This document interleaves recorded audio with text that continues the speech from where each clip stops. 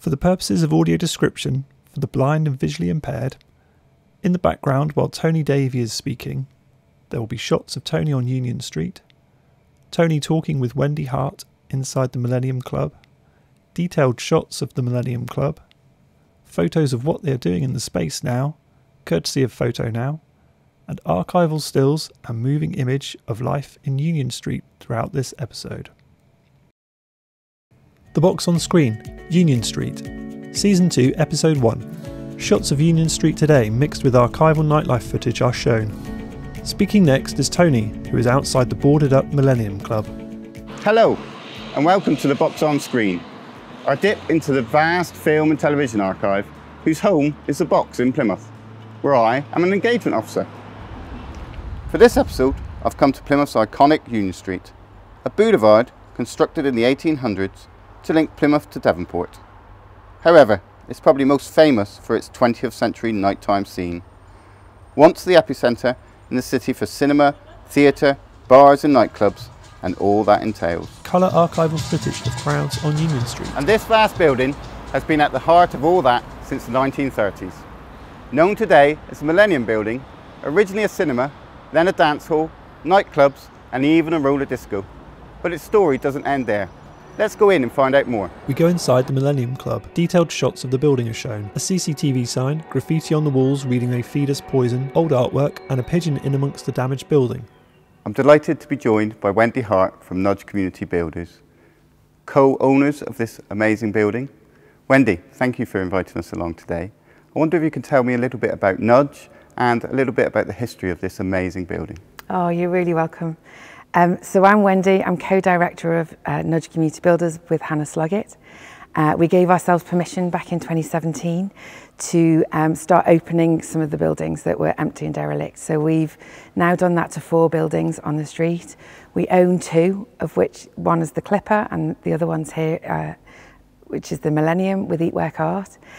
We did a share offer just before Christmas to be able to activate. We're going to activate the ground floor by getting people in to run their businesses downstairs, and that share offer we raised 351,000 just before Christmas. So we're really excited about this building, and you're right, it is a really big, vast space. It does catch me by surprise whenever I come into it. It was opened as a theatre in 1931, called the Gaumont Palace Theatre, and over the years it's been through a number of iterations. So it's been a roller disco, and it's also been a dance hall, the Majestic. People have really fond memories of the different things that they did in here. And then latterly, before it closed in 2004, it was a number of different nightclubs, and it was last known as the Millennium. So from that time, the building stood empty for 15 years and has fallen into this sad state of repair. Tell me, Wendy, what are Nudge going to do to bring it back to life? Yeah, so we're really excited about this building, and we know that lots of other people are as well. So downstairs, we're going to activate it with semi-industrial use units. Downstairs, we want to kind of reinstate the front entrance as well, so that might be an art gallery, somewhere you can pop into when maybe the upstairs isn't in use. And then this upstairs, where we are now, we want it to be a really fantastic music venue and venue for other things as well to happen in here. And then if we can, we want to do a fancy roof garden or lovely VIP space upstairs. So maybe you could get married on the top of the Millennium, and then you could have this lovely space as well for events. Well, good luck with those plans. And we're going to find out about a real gem from the building's heyday shortly. But first, let's go back out onto Union Street. Black and white archival film starts to play. And from my research of our archive at the box, I've found an amazing film from 1966 called Union Street, Saturday Night. It's from a time when this whole strip came alive as day turned into night. This is a portrait, no condemnation, of the hours between 8 and 3 in Plymouth's most famous street. Black and white footage from inside a crowded pub on Union Street. Music by the Beatles in the background playing, with people singing along. Close-up shots of men and women drinking and talking. Voiceover from the film continues.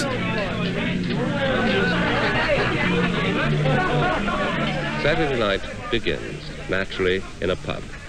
This is one of the 21 pubs in Union Street's small square mile, the United Services. Before the war, there were 36. On some evenings, in a pub like this, they shift around 300 planks of rough cider. The past, though, is a legend. What is the street like? today. Well, I don't know it from the very old days, but I mean, it's still fairly lively. It's still enough to keep people on their toes. Do you think people enjoy themselves in Union Street? I think they do. My experience is that they do. Some people think that Union Street's a bit of a rough shop on a Saturday night. What do you think? I think it depends where they come from. I don't think it's all that rough, honestly. I mean, there's a lot of people about, when there's a lot of people about, like at a football match or something, you get a little bit of life, but I don't think it's too naughty. As a landlord, do you have much trouble with rowdyism? Not really, no. I think people, not anymore, I don't think, and you get with a crowd of people anywhere. I think they're pretty well behaved generally. We do have our little ups and downs, but we meet a lot of people, I think you expect that. The people that make it rough don't come from Plymouth. Where do they come from? Everywhere. You get all these so-called Bristolians, the Scousers, Geordies, all the lot. They comes down here, so what happens? There's even Scotsmen, Welshmen, Irishmen. It's not Plymouthians that's making Plymouth. No, I'm nearly dead. It's not Plymouth. No, I don't think so. Do you enjoy yourself in Union Street on a Saturday night? Where else can you go? Where else can you go? Back to Tony and Wendy at the Millennium Club. A few people are a little worse for wear there, and Scousers getting the blame. Yeah, absolutely. We do know how to party, and yeah, sometimes it's just that blame. In the early 70s, Union Street was a place struggling with deprivation and lack of investment. And we have to remember that the street was, and still is, a community hub, not just an after-dark adult playground. There was still rubble piled high, a reminder of the scars of the Blitz. Many businesses boarded up, buildings falling into disrepair, a very sorry sight. But this footage also reminds us of landmarks in Union Street from days gone by.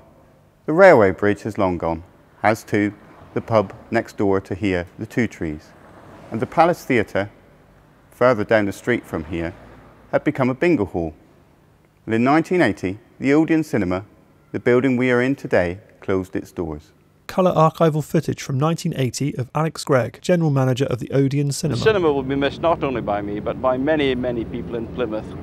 It must hold many happy memories for lots of people, myself included.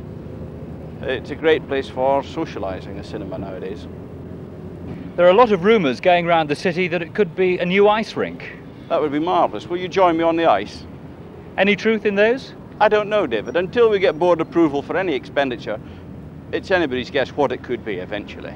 But it won't open again as a cinema. Back to Tony and Wendy in the lower floor of the Millennium Building. So it never became an ice rink.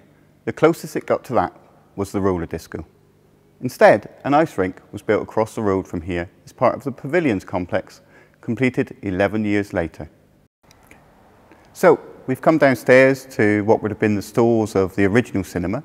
I wonder, Wendy, could you tell us a little bit more about what this building would have been like as a cinema? Yeah, so when it was opened in the 30s, we know that downstairs it had about 1,200 seats down here, and then the upper circle where we were had 790 or something seats. So it was really huge, and people used to come in and enjoy all the different films. For us at Nudge, it's really amazing because one of our funders also has a history with this building. They owned it, we think somewhere around the 40s or maybe a bit later. So that's the Rank Foundation. So it's really great that they've kind of gone full circle with us and they're here helping us to regenerate this building. You've mentioned the cinema screen at the front, and I presume at that time there would have been either an orchestra or an organ in here? Yeah, so we know definitely it had an organ, and we've been contacted by Roger McArdle, who's lovingly restored the original organ from in here. We know that it left here in the 60s and went to 2 different churches in Plymouth. And when it moved from here, all the mouldings and the percussion instruments were stripped from it. So Roger's been lovingly putting all those back on, and it looks really, really amazing. Excellent. Well, thank you, Wendy, for letting us enjoy this space. And thank you for joining us on The Box on Screen. If you'd like to see more, why not check out our YouTube channel, or come and visit us at The Box. With thanks, Nudge Community Builders, Roger McArdle, Dave Green, David Ivory and Photo Now. Find us on theboxplymouth.com and on Twitter, Instagram and Facebook at The Box Plymouth.